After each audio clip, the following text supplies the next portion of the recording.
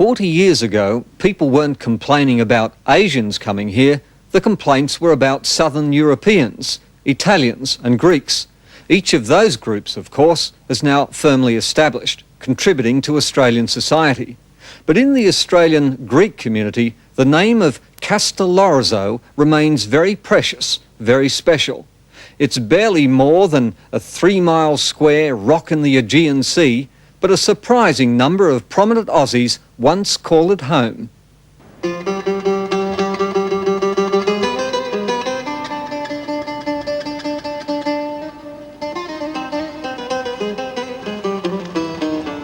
This is that lonely speck on the map.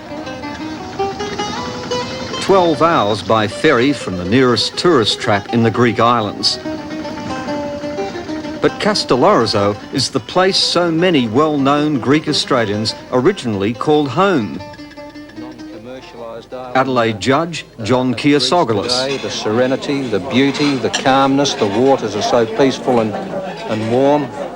Yes, I often get that urge to want to leave it all and go there. You sail into a little harbour lined with whitewashed houses. Just a couple of hundred people live here now, but in Australia there are 50,000 who call themselves Cassies. Either born on the island or second generation like Mick Michael, former Lord Mayor of Perth. Well, I think, your grassroots are always beautiful. It's always good to discover them. So who are these Cassies? Their houses look more Turkish than Greek because they live on the edge of Asia Minor, and in their heyday they were traders to the world. But no matter where they sail, the Cassies never forget their island. But it is strange that from that island they should have developed a track to Australia. Other islands go to other places, but Cassies seem to come to Australia. George Georges, the ex-senator from Brisbane. He was born in Australia, but his father came from this little Greek island where they still fly the Aussie flag. Cassies were among our first Greek immigrants, and when they got to Australia 100 years ago, they had to stick together to survive. Another Cassie son, Federal Minister Nick Bolkus. They stuck together because of fear of the outside environment, and they worked together as a community very strongly.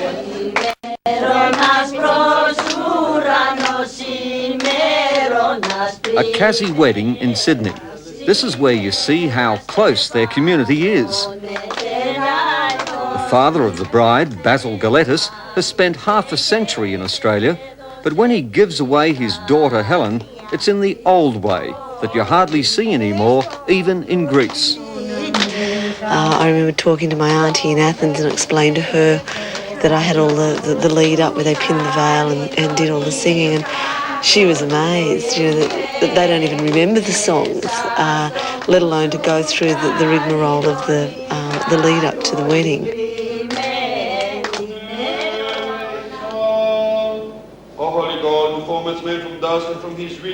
When Helen marries Bill Cladakis, it's a real Cassie ceremony, a bit of Greek and a bit of the Aussie lingo. The servant of God William is crowned for the servant of God Helen.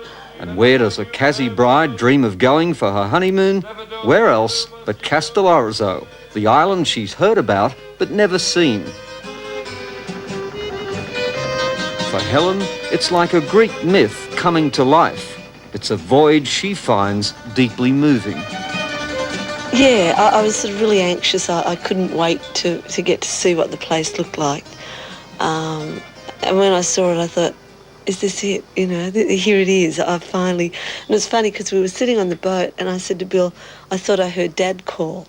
Remember? And it was a really vivid sort of Eleni, the way he always calls. And I thought, that's really strange. I've never had that sort of experience. And then when I saw the place, I thought, oh, look at it. It's beautiful. How could they have left it? They fall in love with the clear blue sea. The water's so warm, you can paddle around for hours. If you come to Castellorizo, you have to swim in the grotto. Inside a narrow opening, there's a limestone cave lit by sunlight filtering through the sea. And in Castellorizo, you never know who you're going to bump into. If you're a Cassie, you can't come here without meeting a cousin or two. Because Rose is my first cousin. Her mum and my dad are brothers and sisters. Oh, that's it. Steve Adgemis is from Melbourne, but it was only across the world in Castellorizo that he got to meet his Sydney relative for the first time. I just can't believe that I come all the way to Castellorizo and meet Angelo's brother. Do you feel you're Greek or Australian? A bit of both.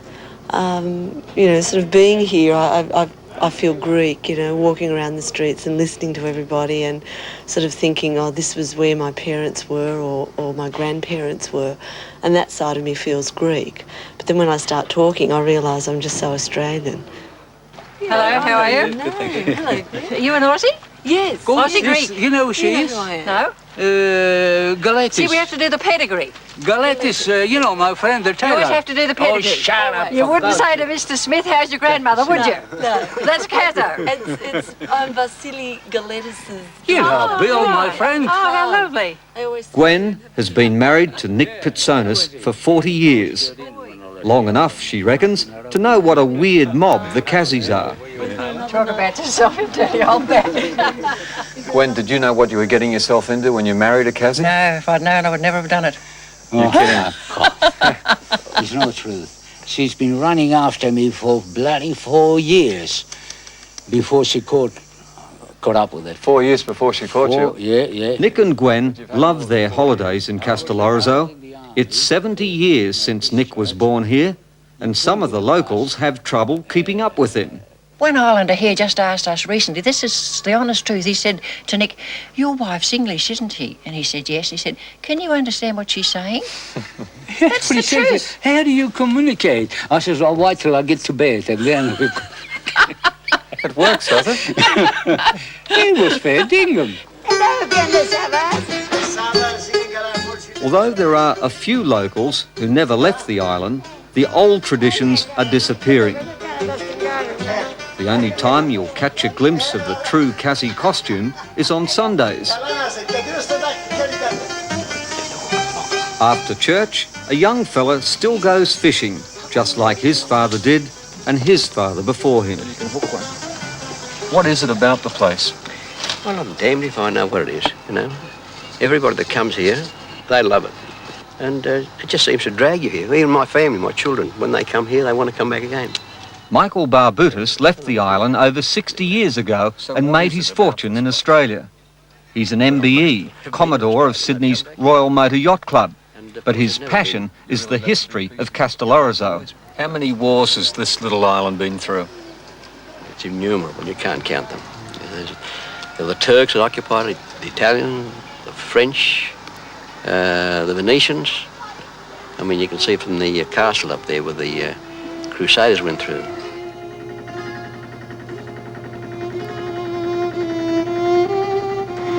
Well, that hill across there was full of homes and quite well-to-do people living there.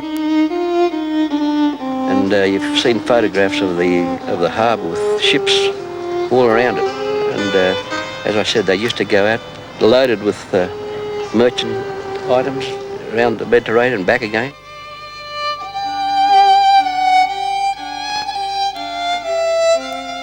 Well, the Second World War was the end of the line. People just couldn't stand it anymore, particularly when this place was bombed by various countries, Italians and Germans, and of course when they burnt the place out, that was it. If you were born on Castellorizo, like Michael Barbutis or Nick Pitsonis, it's heartbreaking to see it today. I can still cry now. Because they told him of the devastation. And When you I can saw see him. it, you know, when you first come in, but he didn't realise how bad it was. Because this is, what, 1971, isn't it? 71. When I saw those beautiful three-story houses, rubble on the ground like nothing, I just couldn't believe it was the same island. It broke my heart. It was unbelievable, the feeling I had inside of me. I wanted to jump in the sea and drown myself. I didn't want to look at it. I remember it very distinctly. It was a great place. It's very sorry to see it like that, yeah. That hill over there, was that all destroyed from the war, Michael? Yes, yes, the war caused that. The fire, the big fire that took place. Destroyed Castellorizo. Take me off the camera. I feel very emotional. It's what they lost and left behind that made the Cassies struggle so hard when they got to Australia. We invited some of the best-known Cassies from all around Australia to a Greek luncheon at Sydney's Castellorizo Club. They all said it was where they came from that made them who they are. The environment has something to do with it, and the tyranny that's been imposed upon the island has something to do with it. And being of an ethnic race and not Anglo-Saxon perhaps makes you strive a little bit more. There were difficult times for our people, and it was their zeal, their enthusiasm to see the family get on, their courage that has allowed us to be in the position where we are today. And I certainly, for my part, owe it all to my parents. For Castellorizo, the glory days are gone. A handful of little boats are all that's left of the great merchant fleet.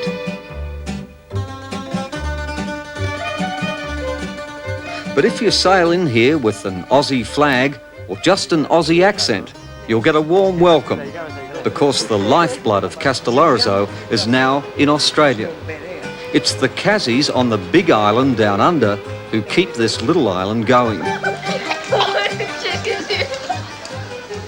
No matter whatever happens, there is no sweeter home than coming back to Australia.